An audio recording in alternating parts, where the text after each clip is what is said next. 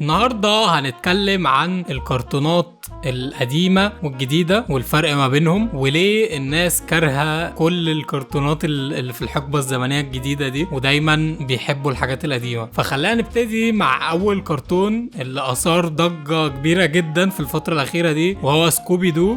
سكوبي دو طبعا يعني أعتقد كلنا عارفينه، اللي هو بتاع الكلب الرئيسي البطل اللي اسمه سكوبي دو وصاحبه اسمه شاجي، والشخصيات بقى اللي طالعة اللي هي فيلما ودافني وابو شعر اصفر ده مش فاكر اسمه الصراحه، كان اسمه فريد تقريبا او حاجه زي كده. فالمهم ان سكوبي دو يعني احنا متربيين عليه ومن قديم الازل هو موجود من قبل ما انا شخصيا اتولد اصلا. سكوبي دو اعتقد من التسعينات او حاجه كده، وهم كان فكره الكرتون بوجه عام ان هو بيحصل الغاز معينه وهم مطلوب منهم يحلوها، وفي الاغلب كان بيحصل جرائم قتل مثلا، فهم كانوا بيبقى مطلوب منهم من الفريق ده كده اللي هم اصحاب في بعض ان هم يحلوا القضيه ويلاقوا القاتل او مرتكب الجريمه يعني. وكانوا مشهورين جدا اصلا بموضوع كده ان في اخر كل حلقه لما بيكتشفوا الجاني او المجرم بيقوموا خلعين القناع عنه، فهو المجرمين كلهم كانوا بيقولوا لهم جمله ثابته كده، بيقولوا لهم لولاكم ما كناش هنتكشف.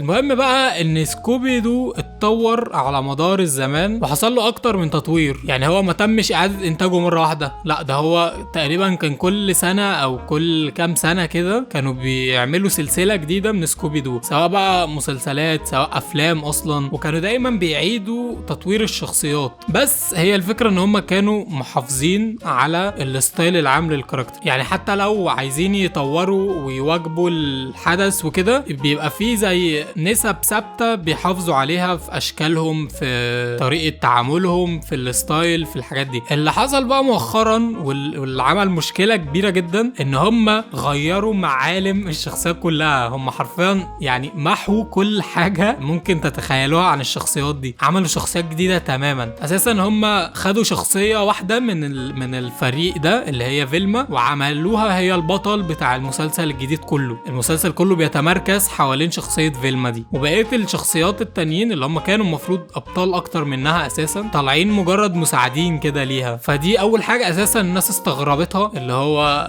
طب ليه؟ يعني مين اللي اقترح ان فيلما تكون هي البطلة المطلقة في المسلسل؟ وحاجة تانية كمان ان هم اصلا مش مطلعين شخصية سكوبي دو. انتوا متخيلين الكارثة؟ هو اصلا المسلسل كله كان بيبقى اسمه سكوبي دو، مهما كانت السلسلة مهما كان الفيلم ايا يكن دايما بيكون اسمه سكوبي دو. فانت هنا اصلا شلت سكوبي دو خالص من الموضوع ما بقاش ليه علاقة بسكوبي دو ذات نفسه اساس، انت شلت المحور الحدث اللي بيحصل حواليه كل حاجة، اللي هو الكلب البوليسي اللي بيساعدهم في حل القضايا وهو المحور الكرتون كله. فانا كان رأيي ان هم يعني ممكن يبتدوا السلسلة دي بشخصيات اصلا مختلفة تماما عن شخصيات سكوبي دو، يعني ما يبقاش ريبوت لسكوبي دو اصلا، انما هم كده خربوا سلسلة الطفولة كلها بتاعت سكوبي دو. وكمان اللي كان متعارف عليه اصلا ان سكوبي دو هو كرتون فاميلي فريندلي، يعني مناسب للعائلة او للاطفال يعني بوجه عام، ان الناس تتفرج عليه كلها بدون مشاكل او كده. هم بقى برضو غيروا النقطة دي وخلوه اللي هو السلسلة الجديدة بتاعت فيلما دي هي للكبار فقط، طبعا فيها يعني حاجات سيئة جدا جدا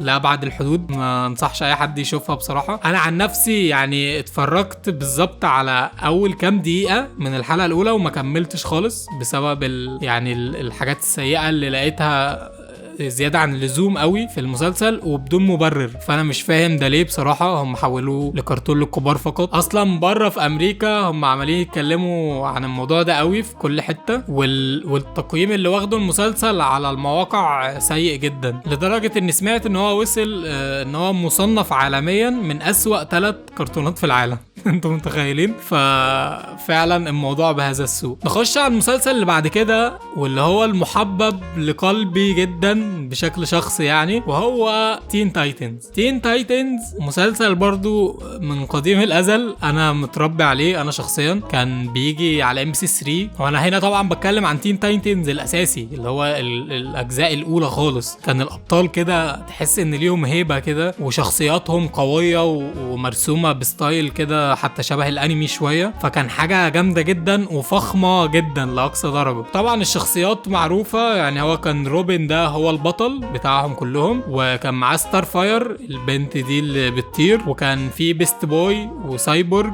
واخر واحده دي كان اسمها ريفن تقريبا. وريفن دي اصلا كانت روشه قوي، يعني كانت هاديه كده في نفسها وغامضه وما بتتكلمش كتير، فانا بحب الشخصيات دي بصراحه. انا عايز اقول لكم انا شخصيا كنت بحب روبن ده جدا، لدرجه ان انا كنت بقلده فعلا، لدرجه ان انا في مره فتحت الدولاب وجبت ملايه ورحت رابطها على ظهري كده علشان تبقى زي العبايه اللي هو معلقها على ظهره دي، وكمان جبت عصايه كده طويله وكنت بعمل كل حاجه زيه بالظبط. فلا انا كنت متاثر بروبن جدا زياده عن اللزوم. المهم بقى ان التين تايتنز تم تحديثه وتم عمل ريبوت ليه برضه، وبقى اسمه تين تايتنز جو. وتين تايتنز جو انا ممكن اقول يعني معلومه صادمه شويه للبعض، بس انا بحبه برضه جدا. انا يعني بحب ستايل الكرتوني ده، اللي هو الستايل البسيط بتاع الانيميشن ده اصلا الحديث او المتطور. على فكره المدرسه دي في الانيميشن او في الرسم عموما هي مش قديمه قوي، هي مدرسه مستحدثه جديد. فانا بحب الستايل ده جدا صراحه. بس بعيدا عن حب انا يعني للموضوع، فاكيد واضح جدا ان تم تخريب التين تايتنز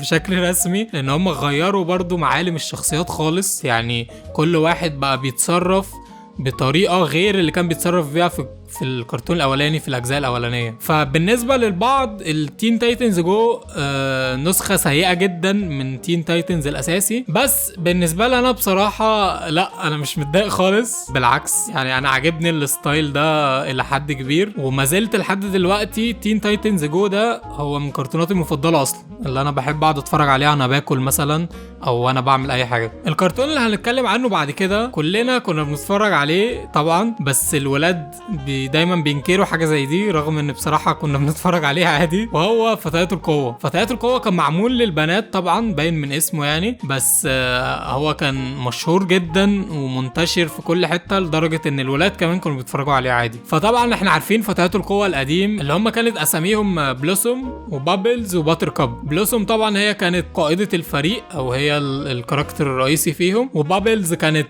الزرقاء دي كانت غلبانه جدا كده وطيبه وفي حالها، وباتر كاب بقى كانت الخضراء وتحس ان هي فيها جزء شرير شويه نوعا ما، حتى هتلاحظ ان هي طول الوقت ابتسامتها شريره كده ومكشره. وكان في بقى البروفيسور ده انا معرفش اسمه بصراحه لحد دلوقتي، بس هو المفروض ان هو ده اللي اخترعهم يعني او اللي عمل التركيبه بتاعتهم. وكان في حضره العمده، وكان في شخصيات كتير في المسلسل عموما. وفتيات القوه كان ماشي في سكه حلوه جدا لحد ما تم تطويره للأسف. عملوا منه سلسلة برضو جديدة اعتقد يعني لسه نازلة من كام سنة، مش من كتير قوي، وكالعادة غيروا كل حاجة فيه برضو. غيروا ستايل الرسم طبعا، وغيروا ستايل التحريك والألوان وكل حاجة بوجه. هو مش وحش بصراحة ومش بعيد قوي عن القديم، يعني على عكس الكرتونات اللي اتكلمنا عنها من شوية كانت بعيدة كل البعد عن الأجزاء اللي قبل كده. بس لا، ده ستايله مازال محافظ على الشكل العام للمسلسل القديم برضو، بس مع التحديث بقى والتطوير في الالوان وفي التحريك وكده. انا ما اتفرجتش عليه بصراحه الجديد ده عشان ما اكدبش عليكم، بس سمعت ان ناس كتير مش عاجبها. انا مش عارف ايه السبب بصراحه، بس غالبا هم مش حابين اي حاجه جديده تحصل في الكرتونات القديمه، فاهمين؟ عارف انت لما يكون في حاجه محببه الى قلبك فانت مش عايز حد يجي جنبها بقى خالص، عايزها تفضل بنفس الصوره اللي في بالك اللي انت محافظ عليها. فعشان كده حتى انا عايز اقول ان انا رايي ان مهما حصل ومهما اي حد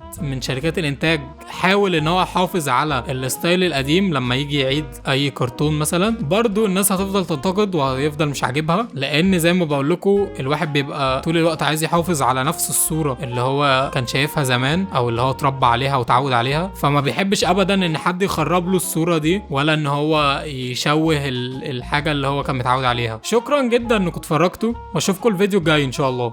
السلام عليكم.